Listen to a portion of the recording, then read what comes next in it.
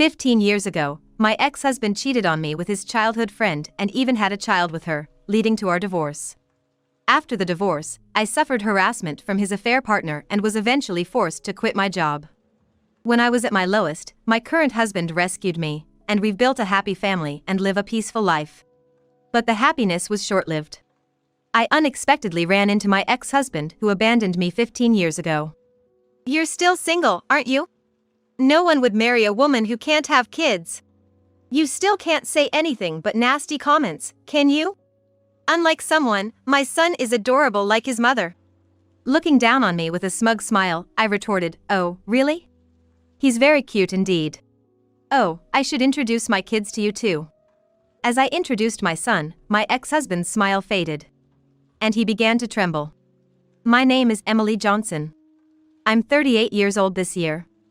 I live with my 13-year-old son Kyle, my 11-year-old daughter Lily, and my husband of the same age, Mike." Kyle, a middle school freshman, is right in the middle of his rebellious phase. He's been quite mouthy lately, but when he really doesn't listen, Mike steps in and sets him straight. Lily, my daughter, loves makeup and clothes and is quite the fashionista. Being the youngest, she's very good at getting her way. My son Kyle, who adores his sister Lily, quickly panics and apologizes whenever she tells him, "If you're not nice to mom, I'll start disliking you." He hurriedly says, Sorry. Look, I'll get along with mom, okay?" He's honest and always livens up the atmosphere. Though noisy, we live happily. But actually, I'm a divorcee and this is my second marriage. I divorced due to my ex-husband's despicable betrayal. It was 15 years ago when I was in a senior-junior relationship with my ex-husband, John, in college. We were blessed and had a smooth-sailing relationship as we had many mutual friends. Soon after getting married, we both wanted children and would talk about how nice it would be to have them, even dreaming about dressing them up in matching outfits. However, reality wasn't so kind, and a year passed without us having a child. Each month, when my period came, it strained our relationship, which neither of us liked, so we had many discussions and even underwent expensive fertility treatments. But when told there was nothing wrong, our marital relationship didn't improve. Initially, John was supportive and cooperative, but as time passed without a child, his attitude towards me began to change. He'd throw sarcastic comments like, when will I ever become a father?" As if it was all my fault we didn't have kids. He stopped helping with household chores altogether, leaving me to do all the cooking, washing dishes, laundry, and cleaning. When I asked, "Why have you suddenly stopped helping with the chores?" "You used to help," he said. "Since you're infertile, if you don't at least do the housework, you're not fulfilling your role as a woman. What's the point of our marriage then?" His words became increasingly thorny over time. My sister and her husband are already expecting their second child. Isn't that great? They're on their second, and we don't even have our first. Right? He would glare at me with harsh eyes, mocking and despising me. If you had a normal body, I would have been a father long ago. How can you say I'm not normal when we don't even know the cause yet? But John retorted, "Infertility is always the woman's fault. Don't you even know that? If I had known you were infertile, I would never have married you. Show some remorse."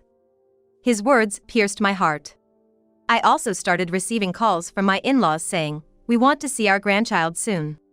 At first, I brushed it off, saying, "It's only been a year. These things take time," but maybe that was a mistake because my mother-in-law's attitude became harsher. She'd say, "You're useless if you can't have children." My daughter had one right away. "You're the only defective one." I felt pressured every day. One day, my close friend Sarah invited me out for drinks. John had been saying he was busy with work and coming home late, so I thought a break would be good and accepted the invitation. Then Sarah revealed a shocking truth. "I've wanted to see you for a long time, Emily. There's something I need to tell you. I've missed you too." "So, what did you want to talk about?" "Emily, do you remember Jessica?" Jessica was John's childhood friend. They lived near each other as kids and their parents were close. Jessica and I went to the same university, and now she works at my company. She's the president's daughter and got her job through connections. Jessica and I weren't particularly close in college, as we were in different clubs and departments, and we barely interacted at work. John once introduced me to her, saying, "She's my girlfriend, so be nice to her." But she glared at me, perhaps not wanting to lose her childhood friend, so I thought she disliked me and kept my distance. Tall and beautiful, she was popular enough to be in beauty pageants in college and was somewhat of a celebrity in the company, being the president's beautiful daughter. Jessica?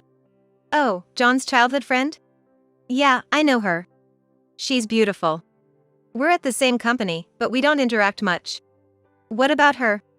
Well, it's hard to say, but I think Emily, your husband John, and Jessica are having an affair. What?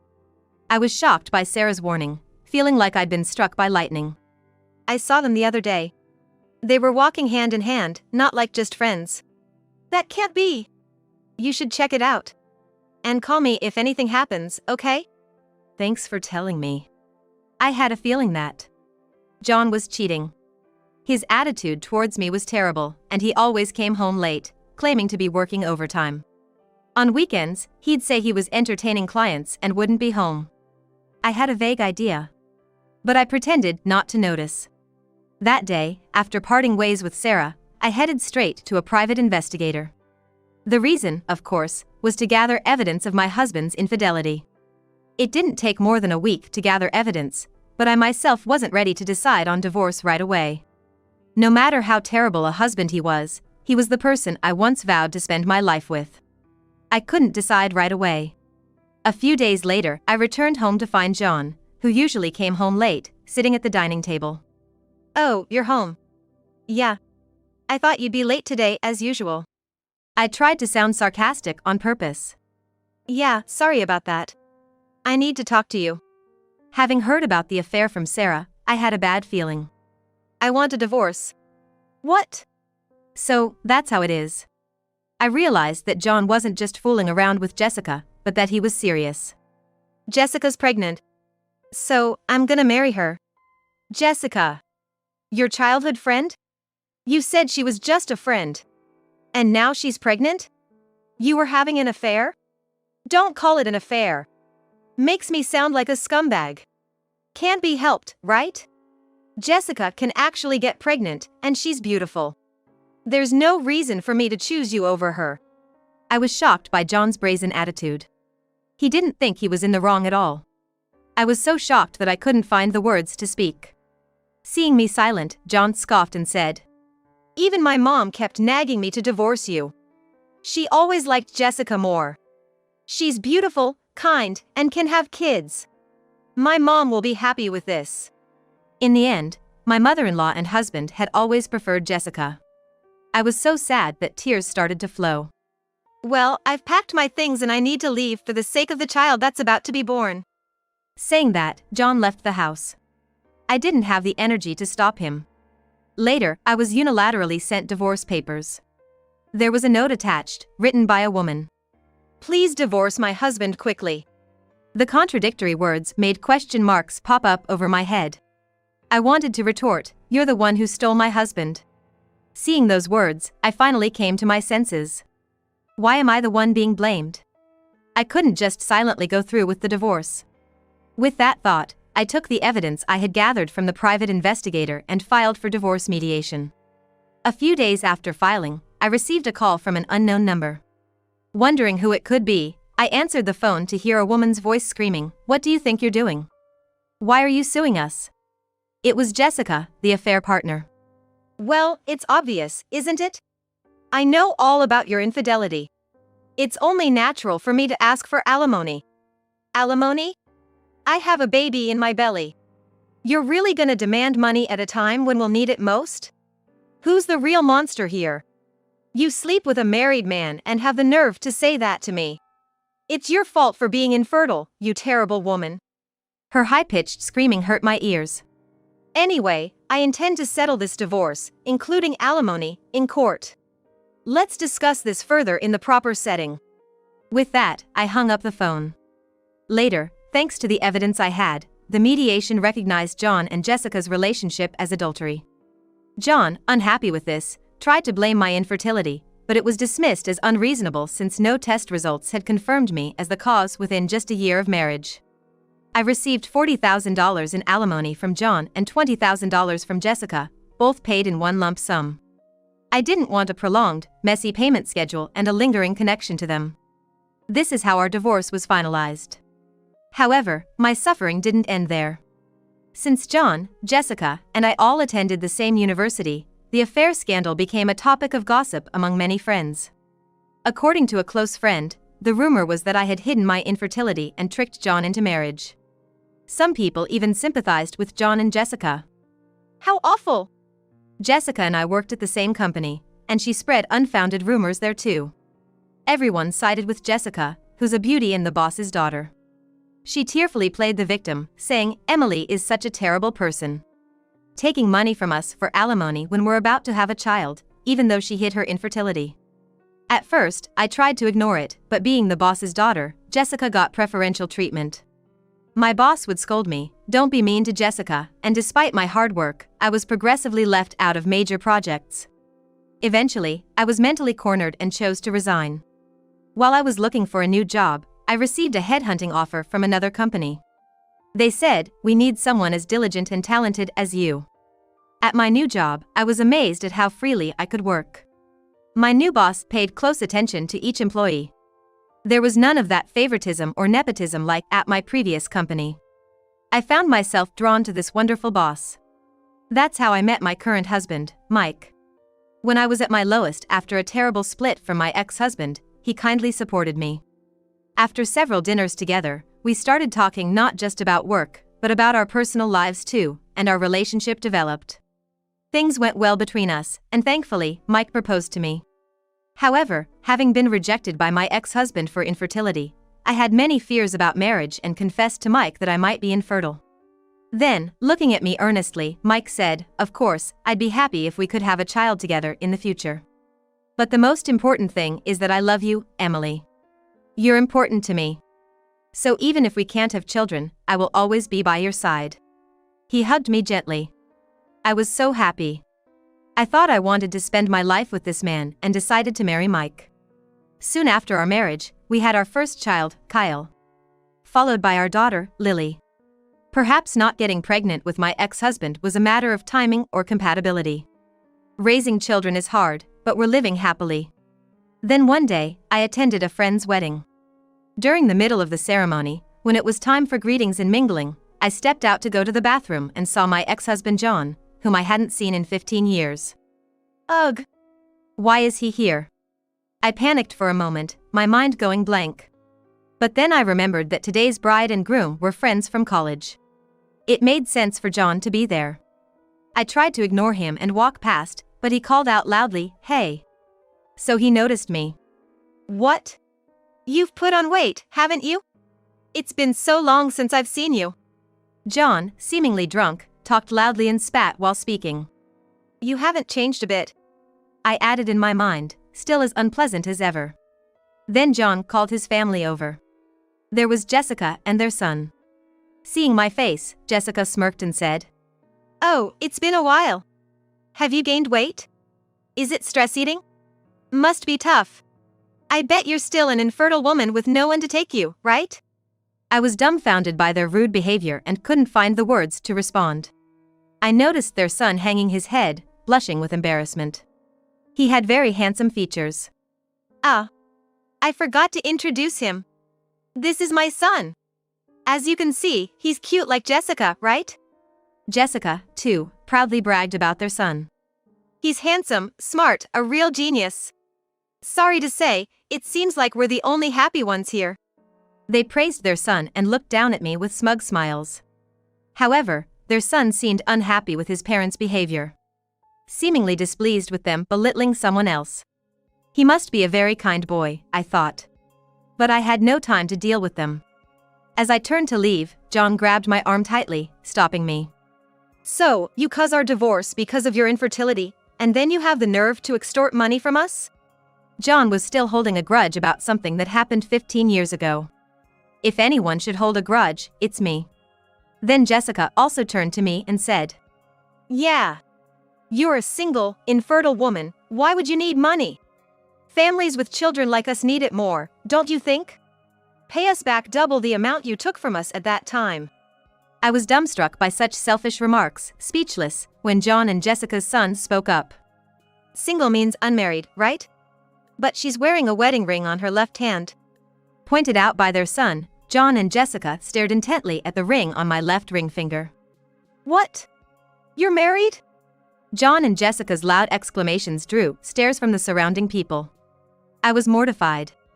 As I pondered what to do, I caught sight of a familiar face. You shouldn't be so loud at a celebration like this. It's disturbing others. Maybe you should be more considerate? Mom, who are these scary-looking people? Kyle. Lily. Yes, worried about my late return, Kyle and Lily had come to check on me. Lily, as usual, was outspoken, but it was rare for Kyle to speak so provocatively. Mom, you're late coming back. Eh? Mom? You have kids? Yes, I do. Let me introduce them. This is my son, Kyle, and my daughter, Lily. John seemed speechless, shocked that his ex-wife, whom he thought was infertile, had 2 children. Jessica was staring intently at my son. After a while, she muttered. In a strained voice. That uniform. She seemed fixated on my son's attire. He came straight from school with his dad. It's not about that. That's the uniform of that famous private middle school. Huh?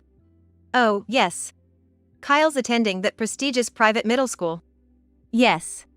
Kyle excelled in his studies and was attending a well-known local private school. It can't be. A child of yours, at that school. And my daughter, too. She plans to take the exam for the same school next year. That's right. And you know what? Kyle is amazing. He won a violin competition. Violin. I thought I recognized this boy. Wasn't he on TV recently? You saw that? Yes, he's been getting a lot of media attention lately. Today, he's coming back from violin practice. Impossible. That can't be. John and Jessica were left gaping, frozen in shock. You were supposed to be infertile. How could you have such? I calmly addressed John's confusion. I'm glad to see you two seem happy. As you can see, I'm filled with happiness too. Let's not involve each other anymore. We have nothing to do with each other now. As I was about to leave with my children, my husband, Mike, appeared. Hey. What's going on here? The main event is about to start again. Seeing my husband, John's face turned pale. President Smith! What? Jessica too, upon seeing my husband, turned white and trembled. Your husband is Smith, the young CEO of ABC Corporation who got the job last year, right? Actually, my husband Mike works as the CEO of the parent company of Jessica's father's company. He was job hunting when the parent company approached him for a position, and that's how he switched jobs. I met Mike there, a man who was already popular and skilled. Last year, he was recommended by the then CEO and took over the role. Yeah, it's Smith, but...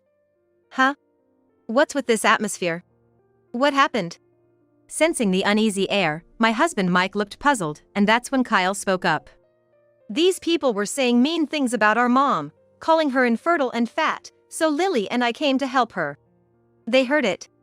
Kyle and Lily had overheard my ex-husband and his wife making rude comments about me. That's why Kyle had spoken up like that. You guys are those. The word infertile seemed to click something in Mike's mind, and his expression turned grim. I had heard rumors, but never imagined they were this insensitive. Then, John suddenly started to defend himself to Mike. No, I mean... Mr. Smith, I would never say anything bad about your wife, right, Jessica? Why are you groveling so much? She's just his wife, right? I was the one who got yelled at by my father and suffered a lot because you made me pay her money for our affair. I'll never forgive you now. Jessica. What are you saying? If he dislikes us, our subcontracting company is finished. Think about that. Realizing it was bad to be disliked by the CEO of their parent company, John started to flatter Mike, but Jessica, not satisfied, started arguing with him. What a ridiculous scene. Then, John and Jessica's son, who had been silent, burst out. Stop it! Listening to you both is terrible. You're saying awful things about her, calling her fat and infertile, and now demanding money back. I'm ashamed. And what about this affair? Am I a child born out of an affair? Am I unwanted? His voice cracked with tears. John and Jessica started to fumble for words. Well, that's not... as I realized the guests were staring at us. Jessica, noticing their gazes, blushed and looked down. Although I still can't forgive John and Jessica, their son seems to be a just and kind boy. He's innocent in all this. Thinking this, I was about to comfort their son, when my husband Mike spoke first. Thank you. You stood up for my wife. You really are a kind boy, he said, gently patting the boy's head. I followed with a smile. But maybe I am a bit overweight. That's not true. Well, actually, I'm pregnant. My belly's getting bigger, I said, stroking my belly. I'm currently pregnant with our third child, and on maternity leave. Seeing the boy with tears in his eyes, I added, Your mom took great care of you in her belly, just like this. You're not unwanted. Your parents love you and are proud of you, right? I looked at John and Jessica. The boy then asked them, Really? In a hurry, they both nodded vigorously and said, Yeah. You're our pride and joy. Absolutely. You mean everything to us. At this, the boy immediately broke into a wide smile. Seeing their son smile, I also felt a sense of relief. Let's just remember that today is a day for celebration. Let's all head back to our seats. Saying this, each family returned to their respective seats. And so, the turbulent scene came to a close. As the wedding ended and we were heading to the station, Jessica and John came up, holding hands with their son. Kyle and Lily had been intimidating the two who had insulted me, but Mike calmed them down with a wry smile. We're sorry. We're really sorry. It's too late, but for everything before and for today, we're truly sorry. And thanks for earlier, for our son. It was the first apology I had heard from them in over 15 years. Perhaps even people as terrible as them had changed a little after having a child. I laughed, Really, it's too late now. Well then. With just that, I turned and started walking away. Kyle offered to carry my bags.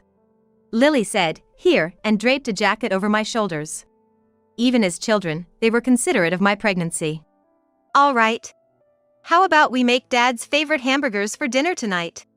Kyle and Lily's favorite. Yay! Yay! Thank you. With a vow to protect the smiles of my beloved family, I was moving away from the pains of the past.